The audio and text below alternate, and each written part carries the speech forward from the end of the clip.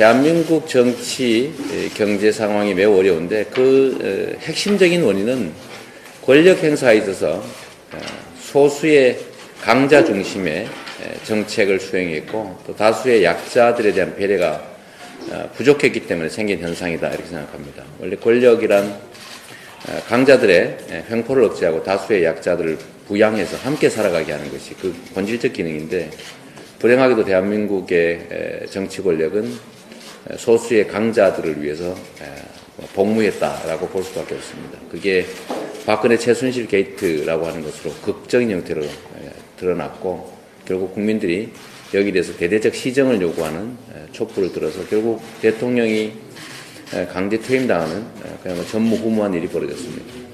우리 국민들이 바라는 건 역시 공정한 나라, 다수의 약자들이 공평한 기회를 누리고 공정한 경쟁 질서 속에서 자기의 몫을 제대로 행사할 수 있는 그런 나라를, 즉 공정한 나라를 바란다고 생각합니다.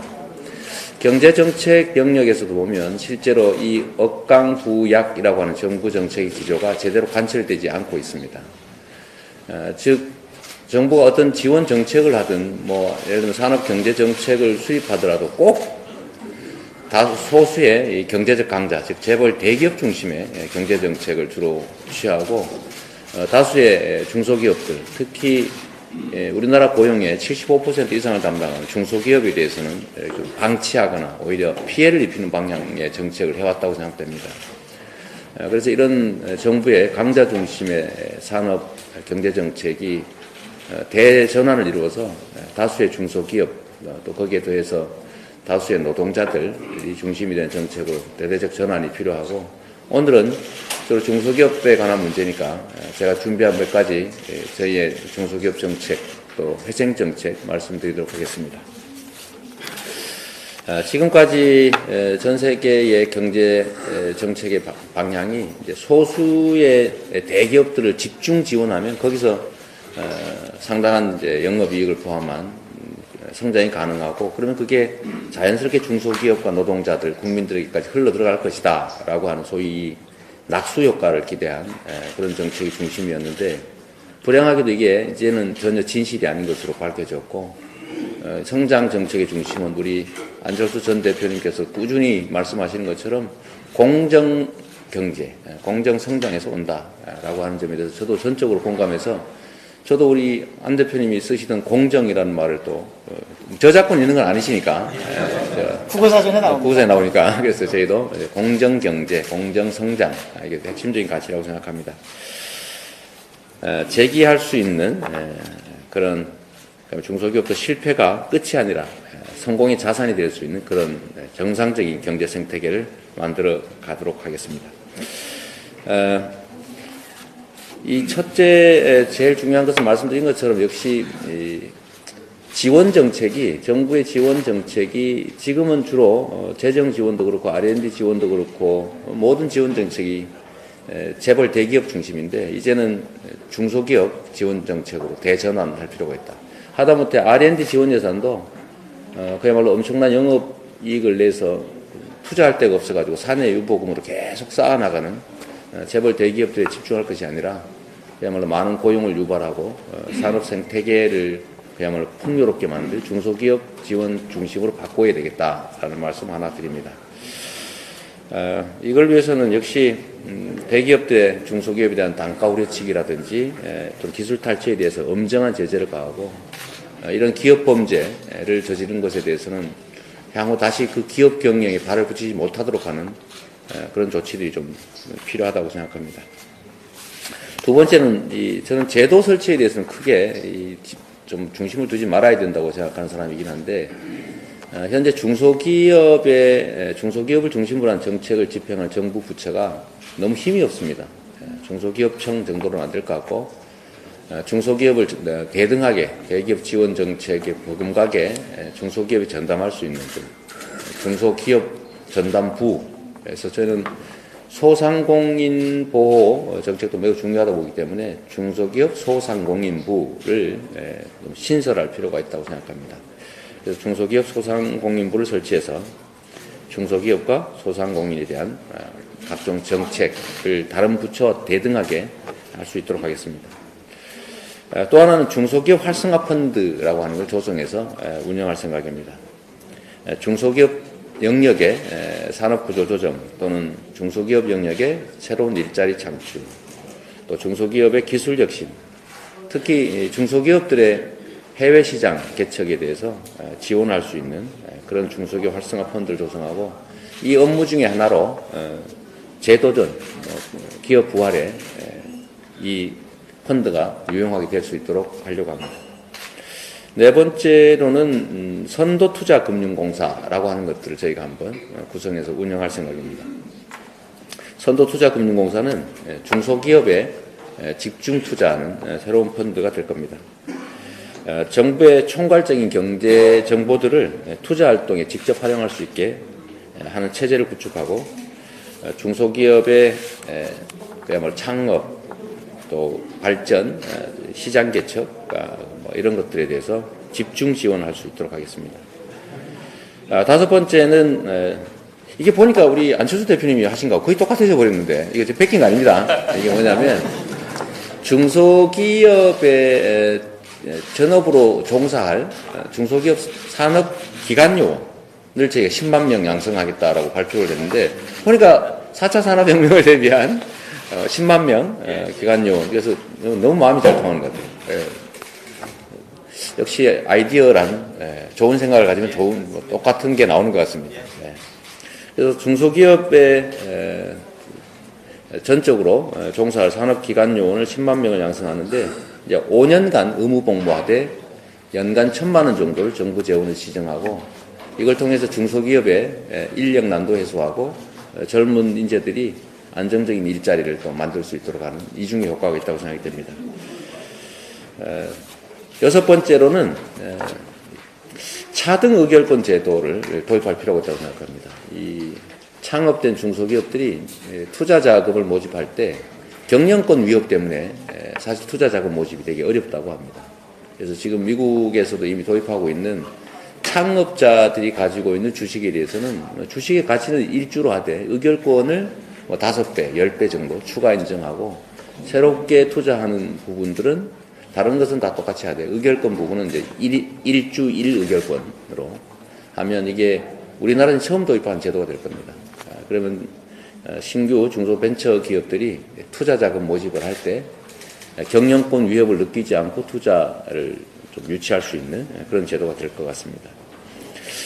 일곱 번째는 독립중소기업들의 혁신체제를 구축해야 되겠다라는 겁니다. 지금은 재벌 대기업들에 종속되어 있는 하청, 이렇게 납품업체들은 어쩔 수 없지만, 그 외에 독립중소기업들에 대해서는 전 세계의 다른 기업들과 경쟁할 수 있도록 집중적인 지원 정책이 필요하다고 생각됩니다. 그래서 이 업무를 담당할 전문 컨설턴트들을 한 10,000명 양성을 해서 중소기업들을 집중 지원할 수 있도록 하겠습니다. 재도전 중소기업들의 회생이라고 하는 게 매우 중요하고, 이게 실패는 끝나는 게 아니라 새로운 성공을 위한 정말 중요한 자산인데, 대한민국에서는 실패하면 영원히 죽을 때까지 다시 재기하지 못하게 만드는 온갖 제도들이 있습니다. 특히 이 연대보증 제도, 이런 것들이 평생을 얽어매기 때문에 이런 문제들에 대한 좀 제도적 개선을 하고, 실패했더라도 지금까지 만들어왔던 실적들, 기술과 자산들이 재효용을 발휘할 수 있도록, 재가치를 받을 수 있도록, 또 재기할 수 있도록 하는 조치들을 해나가려고 합니다. 그래서 이기는 중소기업 소상공인부 산하의 아예 재도전만 전담하는 과를 하나 만들어서 우리 실패한 중소기업인들이 다시 또 재기할 수 있도록, 재도전할 수 있도록 제도적, 정책적, 재정적, 행정적 지원을 해나가는 그런 정책을 만들어봤습니다. 시간이 좀 많이 지난 것 같은데 제 말씀 여기서 마치도록 하겠습니다. 감사합니다. 상속받은 사람보다 자수성가한 사람이 성공하는 사회가 건강한 사회입니다. 정의로운 사회입니다. 그건 경제적으로도 정치적으로도 마찬가지입니다. 경제적으로도 상속받은 사람보다 자기가 노력하고 능력을 발휘해서 자수성가한 사람이 성공하는 것이 당연하지 않겠습니까? 그런 사회가 건강하지 않겠습니까? 정치적으로도 상속받은 정치인보다 자수성가한 정치인이 사회를 바꿀 수 있다고 믿습니다. 그런 의미에서 오늘은 경제적으로 그리고 정치적으로 자수성가한 분들이 모인 자리라고 봅니다. 이제 지난번 썰전 출연을 했습니다. 그래서 거기서 정말 우연한 기회에 대본에도 없었습니다. 1, 2, 3번 정치인 중에서 누구와 친구가 되고 싶으냐 질문이 나와서 저는 뒤돌아볼 것도 없이 두 번 생각할 필요도 없이 이재명 시장님이라고 그랬습니다.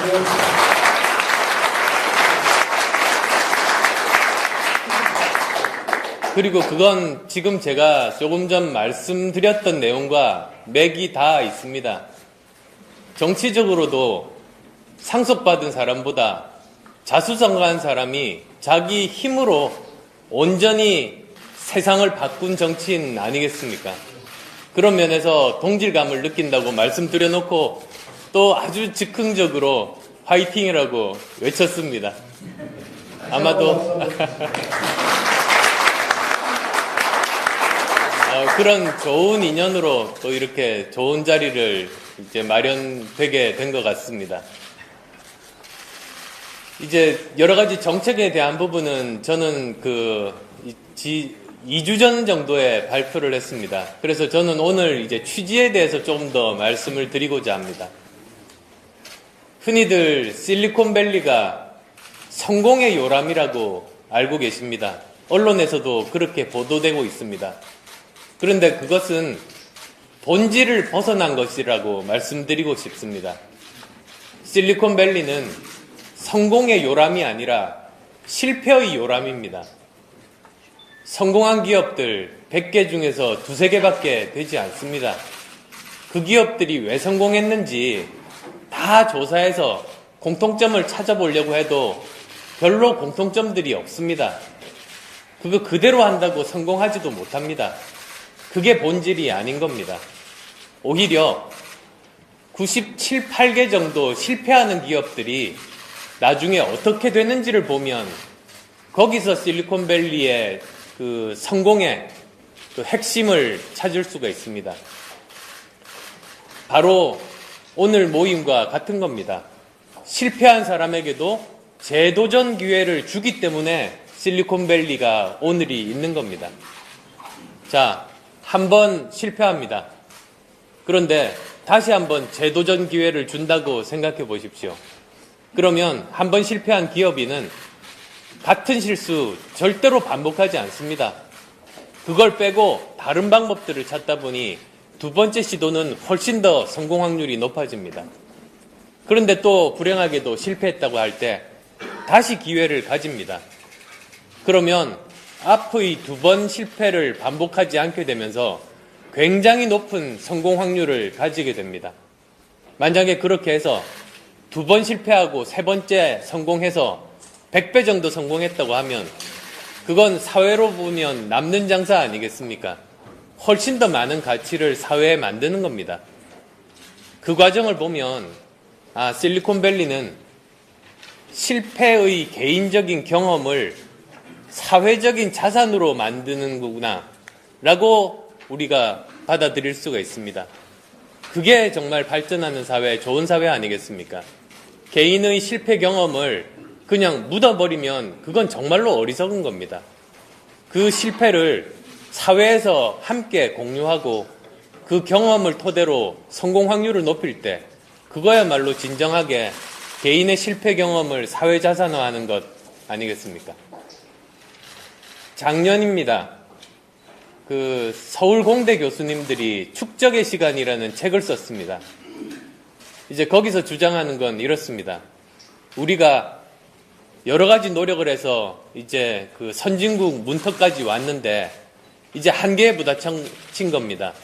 남들이 하는 거 모방해서 여기까지 왔습니다만 이제는 더 앞으로 나가기 위해서는 새로운 것을 만들어야 하는 겁니다. 그런데 새로운 것을 만들겠다는 의지만으로 되는 게 아닙니다. 돈만으로 되는 게 아닙니다. 무엇이 필요한가? 새로운 것을 만들기 위해서는 개념 설계 능력이 필요합니다. 개념 설계 능력이란 무엇인가? 같은 상황을 보고 사물을 보더라도 거기서 남들이 생각하지 못하는 새로운 것을 끄집어내는 겁니다. 새로운 분야를 개척하는 겁니다. 그래야 남들 따라가지 않고 새로운 영역에 도전하고 거기서 새로운 것들을 창출해낼 수 있는 겁니다. 그런데 이러한 개념 설계 능력을 갖추기 위해서 꼭 필요한 게 아주 오랜 기간 동안에 시행착오를 거쳐서 실패 경험들을 축적한 상태에서만 이게 가능하다고 하는 게 그 책의 요지입니다. 그리고 저는 거기에 100% 동의합니다. 그냥 무조건 새로운 거 만들려고 돈 쏟아붓고 사람들 투입한다고 절대로 되지 않습니다. 그건 그 사회가 실패를 용인하고 그 실패의 경험을 소중한 자산으로 삼고 계속 그것이 사회적으로 축적이 된 상황에서만 새로운 것이 가능하다는 겁니다. 그러고 보면 우리 대한민국 사회는 실패를 용납하지 않는 사회였습니다. 축적을 용납하지 않는 사회였습니다. 실패를 그냥 버려두고 전염병 보듯이 했습니다. 그게 결국 지금 현재 대한민국 사회를 발목을 잡는 겁니다. 그래서도 이제부터 필요한 건 축적입니다.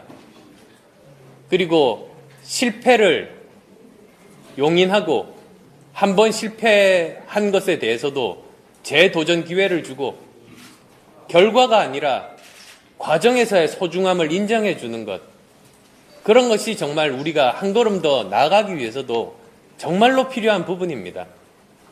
그 부분이 바뀌지 않으면 대한민국의 미래가 없다고 저는 단언할 수 있습니다.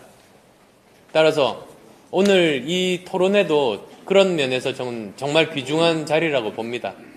어떻게 하면 개인들의 그 아픔, 실패의 경험들을 넘어서 그것을 사회적으로 체계화하고 자산화해서 우리가 더 큰 새로운 도전을 할 수 있는 기반을 만들 것인지, 그게 이제 한국 사회 모두가 가져야 될 숙제입니다.